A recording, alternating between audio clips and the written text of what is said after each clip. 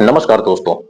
अगर आप Bihar board class 12 physics की तैयारी कर रहे हैं और चाहते हैं कि इलेक्ट्रोस्टैटिक्स एंड करंट इलेक्ट्रिसिटी से पूछे जाने वाले सभी इंपॉर्टेंट क्वेश्चंस एक ही वीडियो में समझ में आ जाए, तो ये वीडियो आखिरी तक जरूर देखिए, क्योंकि इस टॉपिक से हर साल 15 से 20 नंबर पूछे जाते हैं।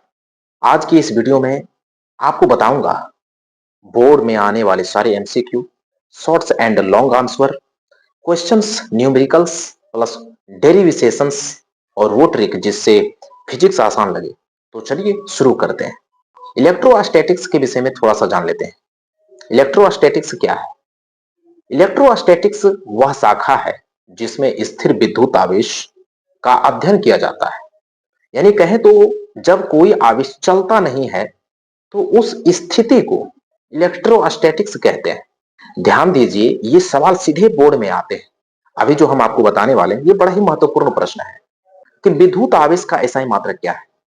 तो विद्युत आवेश का जो एसआई मात्रक है वो कूलम है, ये सभी को पता है। वहीं अगर प्रश्न करें कि कूलम का नियम किस पर निर्भर करती है, तो कई स्थानों पर निर्भर करती है, जैसे आवेशों के गुणनफल और उनके बीच की दूरी पर निर्भर करती है।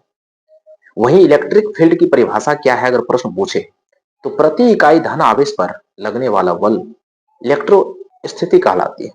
ऐसे एमसीक्यू 3 से 4 नंबर पक्का आते हैं।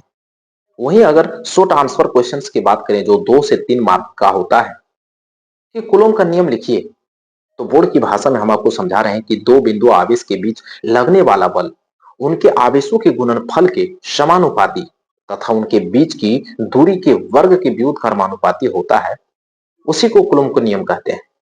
यही लाइन बोर्ड में लिख दीजिए, पूरे नंबर मिलेगा आपको।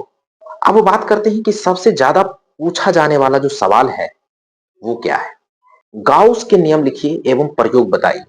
तो गाउस का नियम कहता है कि किसी बंद पृष्ठ से निकलने वाला कुल इलेक्ट्रिक फ्लक्स अंदर स्थित कुल आवेश के समानुपाती होता है, उसे गाउस के नियम कहते हैं।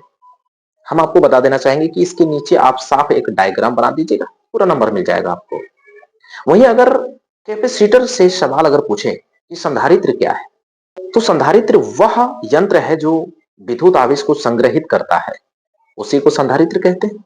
वही प्रश्न अगर समानांतर प्लेट के संधारित्र की धारिता किन बातों पर निर्भर करती है, तो निम्न बातों पर निर्भर करती है। प्लेट का क्षेत्रफल पर, प्लेट के बीच की दूरी पर, माध्यम की प्रकृति पर। चलिए अब आपको हम करंट इलेक्ट्रिसिटी के विषय में हम बताते हैं। अब आते हैं उस टॉपिक पर जिससे न्यूमेरिकल से पक्के आते हैं। करंट इलेक्ट्रिसिटी की अगर परिभाषा आपसे पूछे तो सीधा जवाब दे दीजिएगा कि जब किसी चालक में विद्युत आवेश का प्रवाह होता है तो उसे धारा विद्युत कहते हैं। धारा का सूत्र अगर पूछे तो आवेश बटे समय लिख दीजिएगा। ओम के नियम सबसे ज्यादा महत्वपूर्ण प्रश्न पूछा जाता है इसमें कि ओम का नियम लिखिए। ओम का नियम क्या है? तो हम आपको बताते हैं कि स्थिर ताप पर किसी चालक में बहने वाली धारा उसके सिरे के बीच लगाए गए विभवांतर के समानुपाती होता है, उसी को ओम के नियम कहते हैं।